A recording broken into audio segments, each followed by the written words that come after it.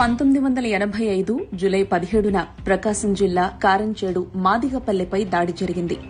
కమ్మ కులానికి చెందిన వారు కొందరు గుంపుగా పెద్ద సంఖ్యలో మారణాయుధాలతో దాడి చేశారు.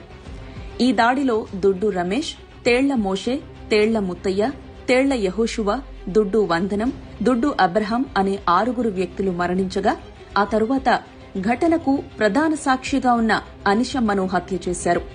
100 మందికి పైగా గాయాల పాలయ్యారు. దగ్గర 18,000 ఎకరాల ఆయకట్టు ఉన్నటువంటి ఆ కారంచేడులో భూమి 98% మొత్తం శాతం కమ్మవారిదే. వీరికైతే మొత్తం పల్లెకి కలిపి 200 కుటుంబాలకు కలిపి 2 ఎకరాల భూమి కూడా బాధటం కర్రలు తీసుకొని ఈ నైపోగులన్నీ తొలగడి చెత్త అంతా ఒకసాట రొల్లేసేసి తగలబెడతాకి మొత్తం రొల్లు ఒకసాట పెట్టారు. అందరిని ఒకసాట దానిలో వేసి తగలబెడతారన్నమాట మమ్మల్ని. వాళ్ళందరూ చుట్టూ ఉన్నారు, ఇంకా ఆడవాళ్ళందరినీ. ఇంక మమ్మల్ని ఇట్లాగా తగలబెడతారు. అగ్గిపెట్టి కోసం ఎత్తుకుంటే ఎవరి దగ్గర అగ్గిపెట్టలేదు ఆ టైంకి. ఆ సంఘటన తలుచుకుంటే ఇప్పుడు కూడా దడ వస్తుంది నాకు.